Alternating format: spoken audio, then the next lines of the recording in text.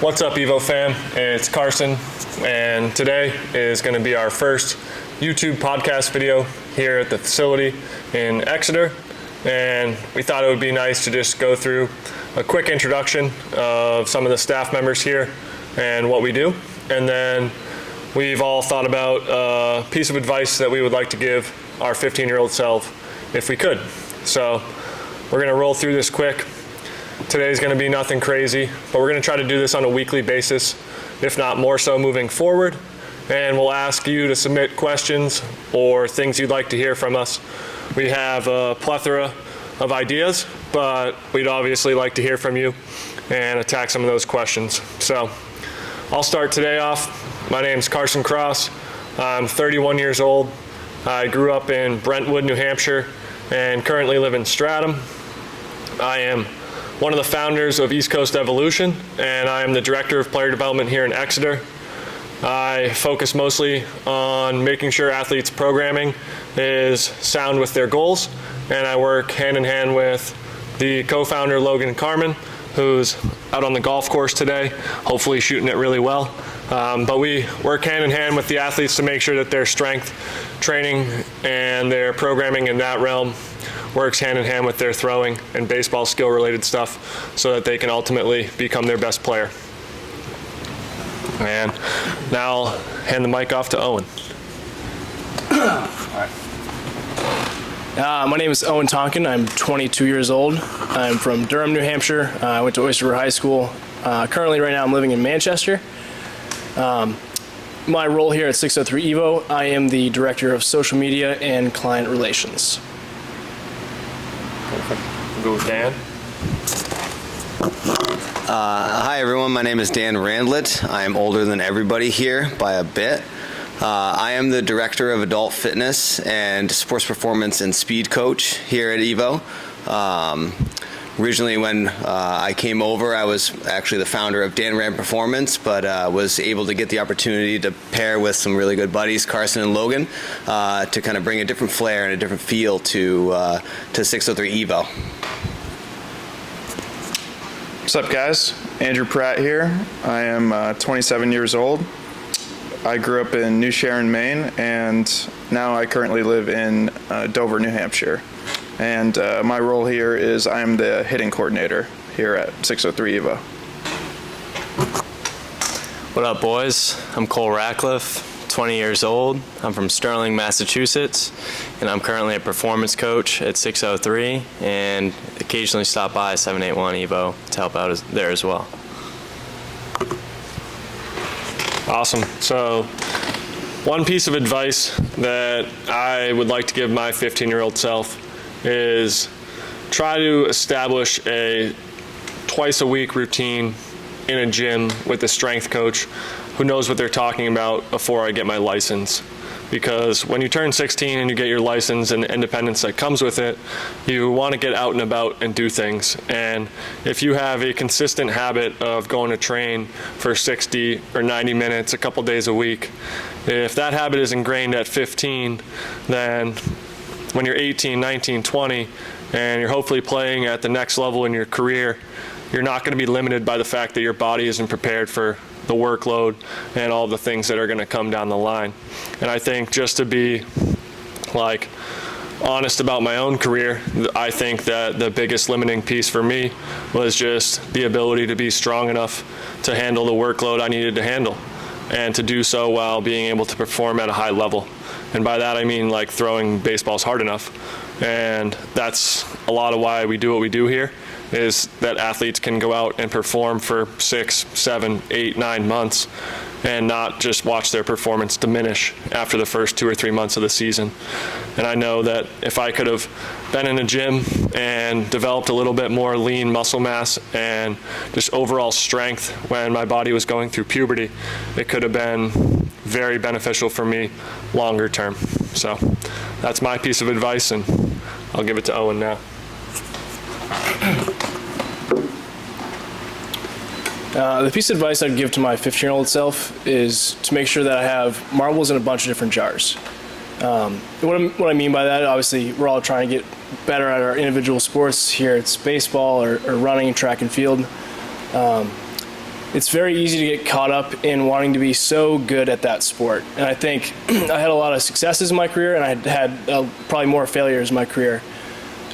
So when stuff was going well, I think it was very easy to be like, man, I love baseball. Like, I want my whole day to be baseball. I want to post about baseball. I want to see baseball everywhere. But I think when stuff's going poorly, I would just let that sit with me, and I would be miserable at times. I know in college I had a lot of failures with baseball, and I would sometimes dread going to practice. I would make my whole day in class and relationships at school being about baseball, and I think that's the worst thing you can possibly do. So I think this is something I've done pretty well in my life, and I'm lucky to have some very good friendships and a lot of hobbies that let me get away from baseball. But trying to make sure you're a well-diversified person and have marbles in a bunch of different jars, so that if you do see failures in, the sport you're training in or work or whatever it may be, that you have outlets to go, and so you're not going to be always stressed or worried about that one thing. And so I think that's the one piece of advice I'd give my 15-year-old self. My naive 15-year-old self. My first piece of advice would be to be an athlete. No matter what you're doing, you'll grow, you'll change interests. I mean, I know personally I've played throughout my career probably 9 different sports, but the base was being athletic. Every sport you need to be an athlete. Okay, so don't forget, you need to run, you need to jump, you need to lift, you need to do all the things that nutritionally and recovery-wise that you need to be able to do what your main sport is, or the sport that you might fall in love with later in life. Again, talking about youth all the way up to the adults that I work with. All interests change, all abilities change, depending on injuries and things like that. You might need to switch your sport. So always be as athletic as you can. And I guess the other thing too is always remember to train above your level. If you're a middle school kid and you want to play on varsity, train like a varsity athlete. If you're in high school and you want to play in college, train like a college athlete. If you're in college and you want to go past that to pros, to masters, to anything like that, train at the level that you want to be at, and to really trust the process. Find educated, supportive coaches and individuals that are able to kind of get you to that next level. And again, buy in, trust the process, and the results will come.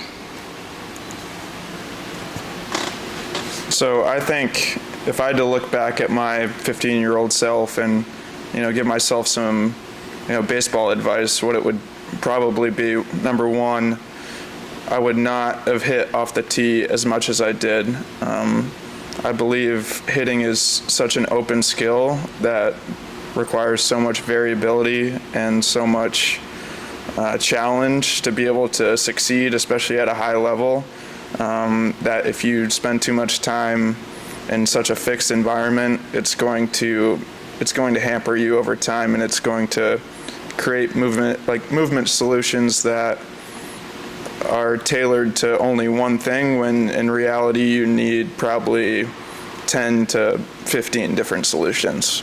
Another thing too, I wish at an earlier age I would have learned to pull the ball in the air. I think that's a huge skill for hitters to have. For myself, I was always very good bat to ball, but I think to be able to continue to advance your career as a baseball player, you need to be able to pull the ball in the air, and if you don't have that skill, eventually your time's going to run up sooner rather than later. I'd say one piece of advice I would give my 15-year-old self would be to make sure that you're bought into your training and that you really find purpose in what you're doing. Whether that be asking questions to your coach to make sure you fully understand why you're doing a certain exercise, throw, whatever that may be. Just kind of knowing why you're doing something and having a belief in what you're doing is going to give you much greater results than just the program itself. So I'd say you got to know why you're doing something and trust it to get the results that you'd want to receive. Yeah. Yeah, and I think that was awesome from everyone, all different perspectives, but I think all of them kind of center back to a lot of the culture that goes on in the walls here. Like, it's obviously a baseball performance training facility. It's a gym. It's a space where Dan works with very high level runners. Like, there's a lot of specific niche related things that go on in here, but a lot of it is also the things we just talked about, and instilling these thoughts and these ideas into kids that are 14, 15, 16 years old. And it's crazy. You watch kids come in early on and they're kind of timid and they're not really sure about the whole environment and how like honest and open they can be. And after a couple months, they realize that we're like family and we're essentially just older siblings in some respect, trying to share advice with a younger version of ourselves, just like we did today. So it's not just pitching, it's not just hitting, it's not just a place you come to work out. It's a whole lot more than that, and we're very proud to have a staff of 5 to 7 members in here on a daily basis that genuinely care about these kids more than anything. And at the end of the day, we're open to you all asking questions to us about our beliefs and what we do here. Nothing is going to be behind closed doors, right? We're trying to give as much transparency to what we believe in and what we do. And we want you to ask questions. We want the kids who come in here on a daily basis to ask questions. And as some of you guys might know, we really like to ask each other questions every day and challenge each other. It's why we like working here. It's why I love this environment. And I feel like I get challenged here on a daily basis, whether it's a youth athlete who comes in with questions or it's a professional athlete who's trying to figure out a solution to a problem they don't know. And we can kind of cover the map everywhere in between, and we're going to try to talk through different topics in depth over the next few weeks. So pay attention as we going to dive into some hitting related stuff, and then we'll start to dive into more of the assessment and strength and conditioning related things that we do in here that can really help athletes get going through the fall and be prepared for baseball training throughout the winter. So thanks very much for watching. We hope you submit questions and stay tuned for the next episode.